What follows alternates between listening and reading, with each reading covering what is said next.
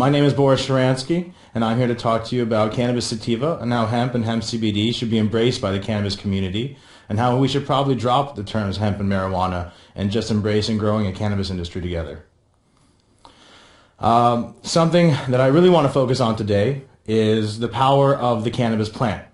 The plant really has the ability to produce a lot of things for us, from what we've heard about today: consumer products, goods, medical products, wellness products, relaxation products, but also a plethora of other products, from textiles to seed oil to biofuels that we're going to get into a little bit. But if there's any takeaway I really want people to have after this presentation, it's that we really need to drop the terms hemp and marijuana, and we need to understand why we separated the two in the past, and understand how, because of that, we really needed to come together to build a bigger and better cannabis industry. So a little bit about me. Why am I here? What authority do I even have to speak on hemp, CBD, and cannabis? I'm the current Chief Operating Officer of Papa & Barkley. We're a wellness company serving the recreational and medical cannabis markets in California.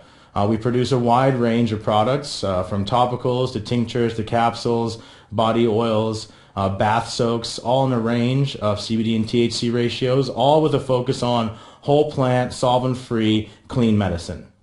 Our mission at Papa & Barkley is to unlock the potential of cannabis to improve people's lives, and each of the founding partners in his and her own way has their own truth that they bring to that statement.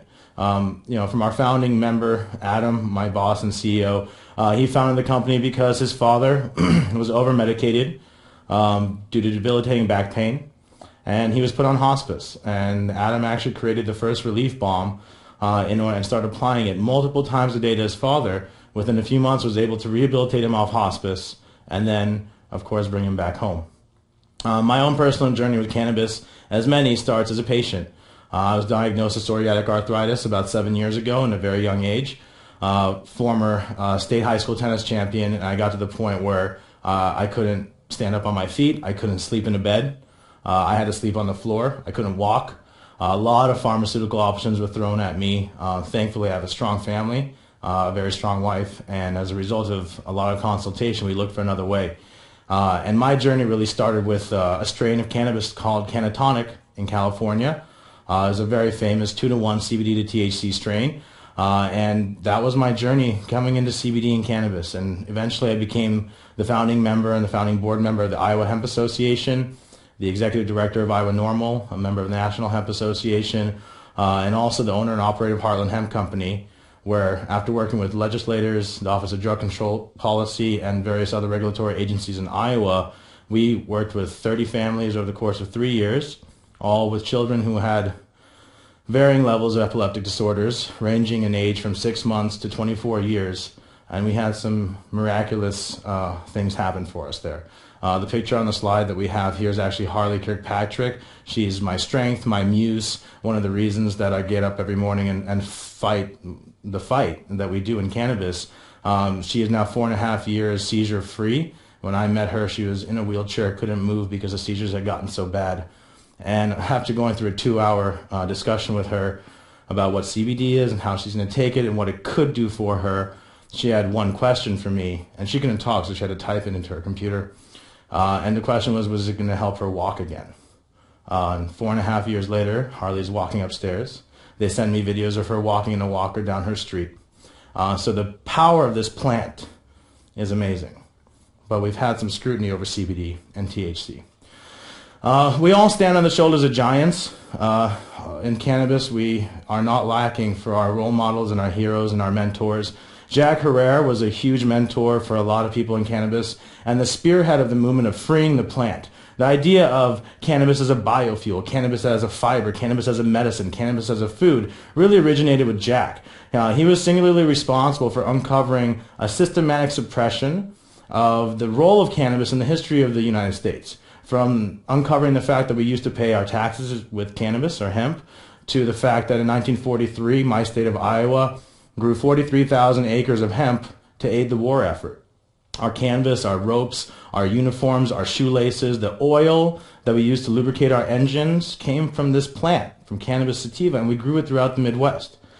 Jack also uncovered that, hey, Eli Lilly grew medical cannabis in Iowa and other Midwestern states in the early 20th and late 19th centuries and produced Cannabis Americana tincture, which was available in pharmacies all up until Prohibition. But Jack never ever used the terms hemp, marijuana, cannabis in their own silos. For him, hemp was marijuana, marijuana was cannabis. They were all interchangeable. And we have to look at why it has become not that way. Because a lot of times you hear hatred against hemp CBD, or people saying that it's snake oil if you're selling hemp oil, but it's real medicine if you're selling medical marijuana. Let's be very clear about one thing.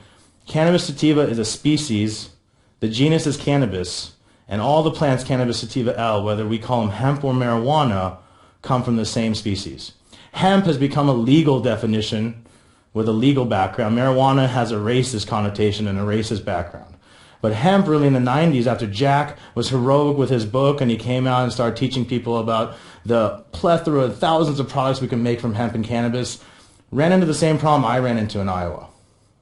When you talk to conservative and progressive and liberal and all sorts of different legislators, you start confusing people. You start saying, hey, we can make seed and food and biofuel and fiber, but there's also this weed stuff and we can smoke and it should totally be free.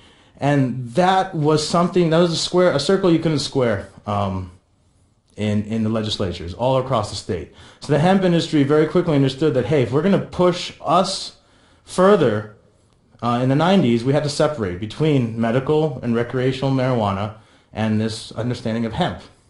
Hemp is a legal term that applies to any cannabis plant that has a concentration of THC less than 0.3%. A hemp plant that has 1% CBD is still a cannabis plant. A hemp plant that has 18% CBD is still a cannabis plant as long as it has less than 0.3% THC in the fiber. And the Hemp Industries Association has actually won some big battles. In 2004, it went up against the DEA, and it won at the Supreme Court level. And then they actually were able to get a loophole and said, you know what, cannabis in the Schedule 1 has everything included in it, including hemp products. But we have all these hemp products from farmers that are growing for fiber and for seed and for food and for skincare products, and we want to be able to create a market out of that. And they won against the DEA, and they started importing hemp materials from Europe, from Canada, from China, from all over the world where cultivation of hemp was legal, but cultivation of marijuana still wasn't. And that was a great win for the hemp industries. It's become $1 billion a year industry and growing right now. But there was one problem. There were some smart hempsters that went to Europe, started growing proprietary cannabis strains that were 10, 12% CBD and under 0.3% THC, true medical plants, and they were extracting them and sending them out to the United States under these given hemp laws and importing them as a CBD oil. Those are great products. There are other ones that went to hemp manufacturers in Europe and took the byproducts from fiber production and the byproducts from seed production and all that leftover plant material and created this black sludge and then refined that into a CBD oil and also shipped that over. Then there was even the worst ones that went and had no quality control to the same hemp plants, but they didn't ask where the hemp was coming from. So it could have been coming from China, it could have been coming from Europe. We didn't know which countries it was coming from, and it was laced with chemicals. And that flooded the market. That was a problem I dealt with my patients in Iowa. It's a problem many people around the country have dealt with when they see 50 state legal CBD come up on their Gmail, right? You don't know what to trust. At the end of the day, you have to trust products where the farmer grew whatever input product went into that with the purpose of CBD or a fiber. You trust a fiber product that was grown with the intention of getting fiber from the plant. You trust a CBD product that was extracted from a plant that was grown for the purpose of producing CBD. To drive this point home a little bit, that it's all the genus Cannabis, it's all the same species, I have a picture of marijuana seeds here. Or are they a picture of hemp seeds? Which one are they? I would poll everybody in the crowd here and everybody at home, and we'd probably get a 50-50. And the truth is that it's a mixture of the two. I just threw a bag of hemp seed and a bag of cannabis seed together and mixed them all together. And it's not the light ones are cannabis and the dark ones are hemp. It's not even that. It's all interchanged. They're exactly the same, and that drives the point home. It's the same species. It's the same plant. What are you growing it for? Cannabis can be grown for flower. Cannabis can be grown sensimilla without seeds for flower. What we have here is a traditional bud. This is a marijuana bud. This is a high THC bud. But this same type of flower can be produced with a hemp plant. You can have a plant that produces a medicinal value of CBD and a plethora of other cannabinoids, from THCV to CBC to CBG, as well as the vital terpenes in a hemp flower. It all depends how you grow it. Then, of course, we have industrial hemp. I hate the word industrial. I hate it because when you think industrial hemp, you think smokestacks, you think chemicals, you think that big, icon of a factory with black smoke coming out the top. This is a hemp farm. What they're doing here is they're harvesting the tops for seed, and then they're leaving the fiber, and they're going to come through and get that later on, and they take that and use it for fiber. Hemp seed oil can create food. It's the perfect ratio of omega-3 and 6 fatty acids. It's an amazing potential biofuel. Hemp stalk is also a source of biofuel, and hemp stalk can create, 25, 50,000 products, depends who you ask. But there's a lot of products that can be created from this plant, but it's not industrial hemp. This is just a different use of the cannabis sativa plant. Some seed oil here, but really the controversy comes down to CBD. That's what everybody wants to know about. That's what everybody wants to hear about. And that's where you start hearing questions like, what's better, hemp CBD or marijuana CBD? And you start getting people that are really entrenched in their corners. And remember that problem I talked about earlier when we talked about the manufacturers of hemp products bringing in products from Europe?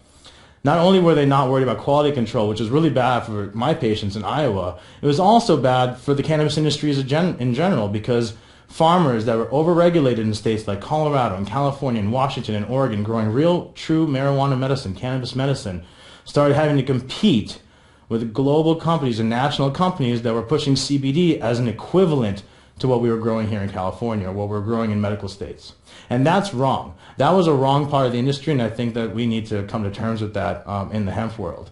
But in general, what you start seeing now is farmers in the United States getting together and growing specialized cultivars of hemp that are legally hemp, but really they're cannabis. And they have 15, 18, I've seen 24% CBD in the flower, legally qualifying as hemp, but still producing amazing cannabis-based medicines, food products, and wellness products. The current laws, but still the question is still, hey, that's great, but which products are better? The hemp CBD products, the marijuana CBD products? At the end of the day, like we've heard all day today, cannabis is personalized medicine. What you have to understand is, what was it grown for? Where was it grown? And one of the major hurdles of the hemp industry right now is that it may be turned international. It may be kicked out of the United States because there's actually a favor in the law for imported hemp products. In my mind's eye, and my dream for the cannabis industry is that we start promoting hemp and CBD in our hemp laws in each state, so that every state that passes a cannabis law that includes the cultivation of hemp allows for the production of CBD from that hemp. That's going to support the cannabis industries. It's going to, as a whole, from the medical application to the recreational application, and it's going to be a way to support our local farmers rather than taking that money and sending it overseas. We had to kind of split up this industry from hemp and marijuana for activist purposes back in the 90s and early 2000s, but now marijuana is a force to be reckoned with. And regardless of Jeff Sessions and the current political climate, it is a force to be reckoned with. But now hemp is also a force to be reckoned with. Mitch McConnell has introduced a bill to actually legalize hemp production across the entire United States, and we need the cannabis industry's support for that. Because if we can support American farmers grown under our regulations, grown under our quality control standards, well, then it doesn't become a hemp CBD versus marijuana CBD argument. It becomes a, which farmer grew it? Where did I get it from? What products are using good practices and supporting American family farms and not supporting industrial hemp factories in the Eastern Europe or Chinese regions? So at the end of the day, my thesis is really, this picture of a farmer in the middle of a hemp crop, or is it a marijuana crop? Because I don't really know. This is actually a stock photo we got permission to use, and nobody told us which one it was, and the reason we chose is because you can't really tell. This could be either one, and that is the point, is that we have to stop with this hemp, we have to stop with talking about marijuana, and we have to start talking about the cannabis industry. Because not only can we get CBD and THC and cannabinoids from hemp, but we can get all these other things from hemp that could benefit our industry, from very, very eco-friendly packaging to hemp plastics and the use of our in all of our packaging, which right now we're just wasting. But instead of embracing this industry, we've created this divide. And so my goal with this presentation, with anybody listening and anybody that gets into the cannabis industry, is embrace hemp. embrace the entire cannabis plant, all of its uses, and as that way we can actually become a much stronger industry in the end. So thank you for your time. Thank you very much to Green Flower Media, and we'll talk to you guys soon again.